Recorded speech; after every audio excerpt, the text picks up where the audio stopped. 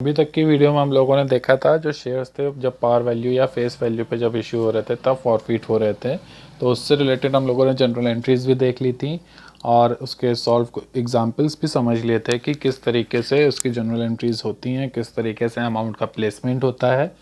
तो ये हम लोगों ने समझ लिया था और ये तब देखा था हम लोगों ने कि जब जो शेयर्स हैं वो अपनी पार वैल्यू पे इशू हो रहे हों या अपनी फेस वैल्यू पर ही इशू हो रहे हों।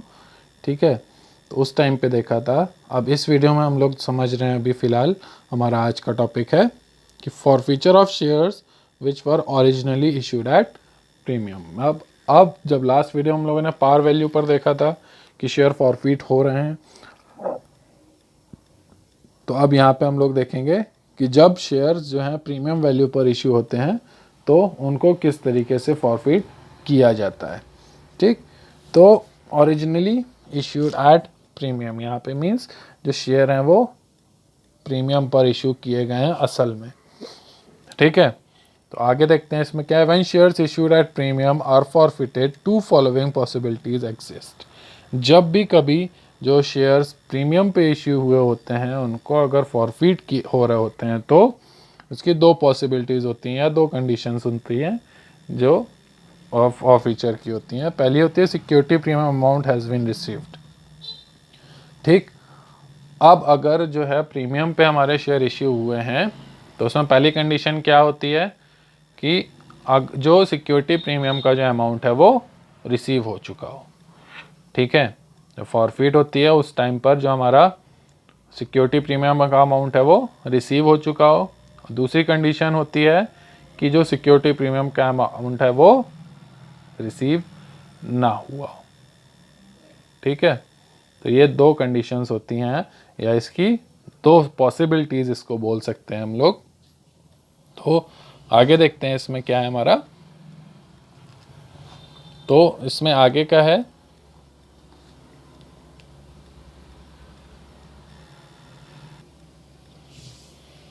तो accounting under the two situations differs as is discussed below. ठीक, दो सिचुएशंस हैं जो हमने अभी पहले समझी थी कि उनके अंडर में कैसे अकाउंटिंग होती है। अब उसके बारे में हम लोग समझते हैं। तो सबसे पहला था when security premium amount has been received. अगर सिक्योरिटी प्रीमियम अमाउंट जो है वो रिसीव हो गया है तो एंट्री क्या करेंगे हम लोग, सबसे पहले समझते हैं। The amount received as security premium on share forfeited is not cancelled. तो जो भी अमाउंट होता है सिक्योरिटी प्रीमियम का जो फॉरफिटेड शेयर पे मिल चुका है वो कैंसिल नहीं होता है। That is security premium reserve account is not debited when the shares are forfeited. Means अब जब हमें सिक्योरिटी प्रीमियम का अमाउंट रिसीव हो चुका है तो सिक्योरिटी प्रीमियम रिजर्व अकाउंट जो होता है उसको डेबिट नहीं करते हैं जब शेयर फॉरफिट हो रहे होते हैं। ठीक, securities premium reserve account is not debited because security premium credited to securities premium reserve account and also received can be used only for the purpose prescribed in section 52 subsection 2 of the Companies Act 2013। ठीक है, when securities premium amount is not received, ये तो हम लोगों ने समझ लिया कि जब सिक्योरिटी प्रीमियम रिसीव हो जाता है तब की बात। अब हम लोग बात कर रहे हैं जब सिक्योरिटी प्रीमियम रिसीव नहीं होता है। ठीक, the amount of premium credited to the security premium reserve account but not received on forfeited share is debited to the account.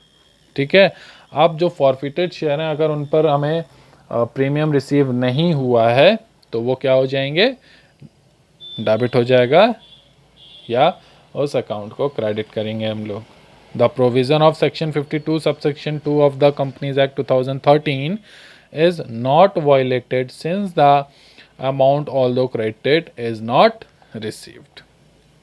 अब इसके लिए क्या एंट्री होती है, तो इसके लिए जो एंट्रीज हैं उनको हम लोग देखते हैं कि क्या क्या एंट्रीज की जाती हैं इसमें। तो सबसे पहले एंट्री है हमारी, पहला when calls in arrear account is not maintained. अगर calls in arrear account maintain नहीं किया जा रहा है तो तब क्या एंट्री करेंगे हम लोग। तो सबसे पहली होगी if securities premium is received. अगर सिक्योरिटी प्रीमियम हमें रिसीव हो गया है तो एंट्री होगी share capital account debited to share allotment account to share first call और final call account to forfeited shares.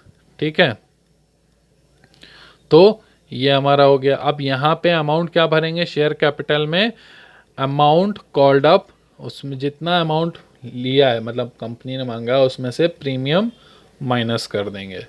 ठीक, एक चीज़ यहाँ पे ध्यान रखिएगा, अगर बोल रहा है कि 10 रुपीज़ पर शेयर है या जो भी अमाउंट पर शेयर डिसाइड किया है उसमें अगर बोल रहा है कि इतना रुपीज़ जो है वो प्रीमियम है या इतने % इसका जो है वो प्रीमियम है, तो वो टोटल अमाउंट जो होगा, जैसे मान लीजिए 10 रुपये है, 10 रुपये कह रहा है 20% प्रीमियम लिया तो टोटल अमाउंट कितना हुआ 12 रुपये हो गया।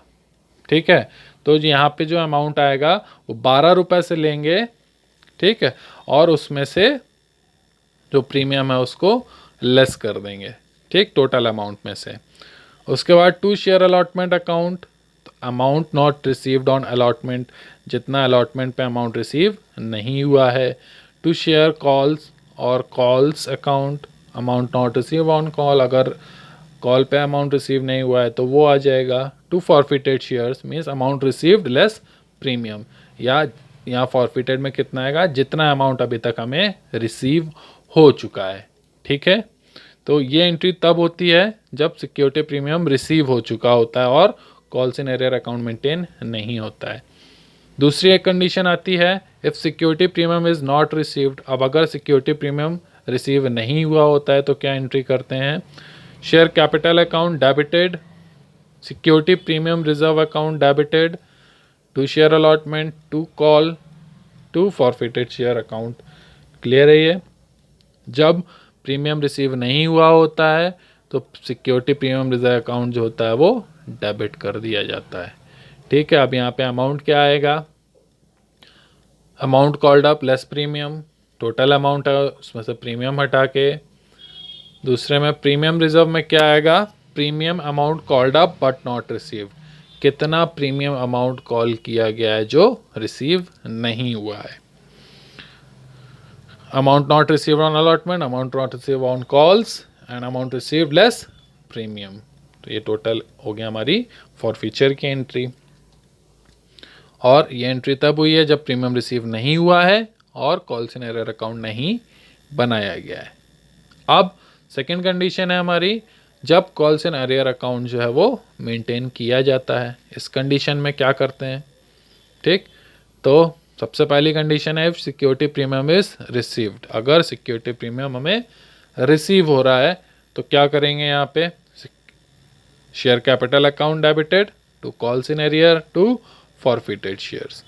ठीक, तो सेम है, amount called up as share capital, जितना अमाउंट जो है कॉल्ड किया है शेयर कैपिटल के अकॉर्डिंग, जितना अमाउंट नहीं रिसीव हो रहा है और जितना अमाउंट रिसीव हुआ है उसमें से प्रीमियम लेस करके। तो ये ध्यान रखिएगा, यहाँ पर अब प्रीमियम जो ऊपर लेस कर रहा है तो यहाँ पे लेस नहीं होगा।